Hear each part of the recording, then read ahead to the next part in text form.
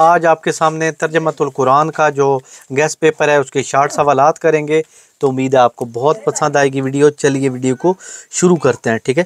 سورۃ السجدہ کا خلاصہ لکھیے، ٹھیک ہے۔ سورۃ السجدہ کیا ہے کہ اسلام کے بنیادی عقائد، توحید، رسالت، آخرت کا پیغام ان میں ملتا ہے۔ سورۃ الفرقان کو یہ نام کیوں دیا گیا؟ سورۃ الفرقان کی پہلی آیت میں قرآن مجید کو سورۃ فرقان قرار دیا گیا، یعنی کہ حق و باطل کے درمیان فیصلہ کرنے والی کتاب۔ اسی مناسبت سے اس کا نام سورۃ الفرقان رکھا گیا۔ سورۃ فاطر کے علمی و عملی نکات سے دو تحریر کیجیے۔ سورۃ الفاطر کے علمی و عملی نکات میں سے دو درج ذیل ہیں، یعنی کہ تمام انسان اللہ کے محتاج ہیں اور وہ کسی کا محتاج نہیں ہے۔ قیامت کے دن کوئی کسی کا بوجھ نہیں اٹھائے گا، ہر ایک کو اپنے گناہوں کا بوجھ اٹھانا ہوگا۔ سورۃ النمل میں حضرت سلمان کا ذکر موجود ہے۔ حضرت سلمان کا ذکر اللہ کے ہاں انتہائی شکر گزار بندے کے طور پہ آیا ہے، ٹھیک ہے۔ اللہ تعالیٰ حضرت سلمان کو دولت، حکومت اور شان و شوکت سے نوازا تھا اور بہت سے معجزات بھی عطا کیے تھے۔ نیکسٹ ہے سورۃ الروم میں کس بات کی پیشگوئی کی گئی؟ سورۃ الروم میں رومیوں کے بارے میں کے دربار غالب آنے کی پیشگوئی کی گئی تھی۔ سورۃ طٰہٰ کا خلاصہ کیا ہے؟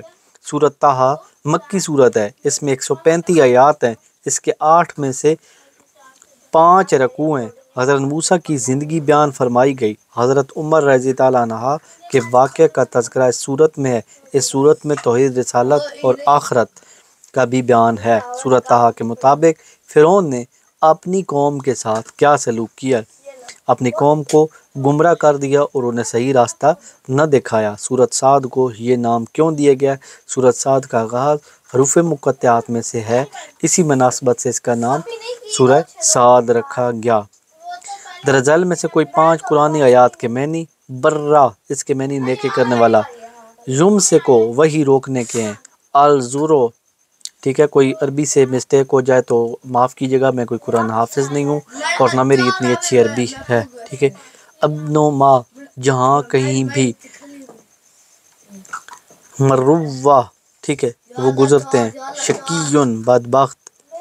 مسکن، عبادت کا طریقہ۔ یمسکون، وہ چلتے ہیں۔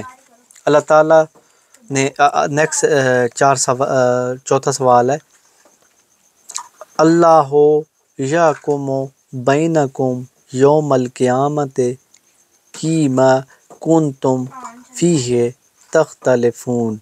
اس کا معنی ہے اللہ تمہارے درمیان قیامت کے دن فیصلہ فرمائے گا جس چیز میں تم اختلاف کرتے ہو۔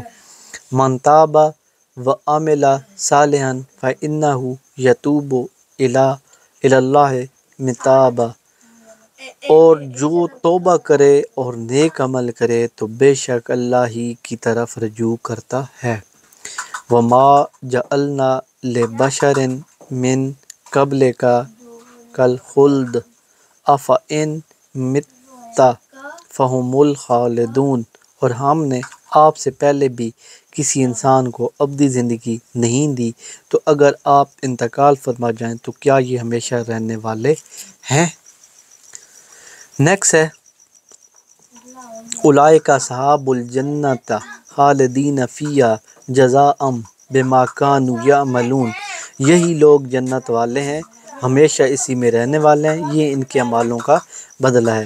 واحلل عقدۃ من لسانی یفقہوا قولی، اور میری زبان کی گرہ کھول دے تاکہ لوگوں کو میری بات سمجھ آ سکے۔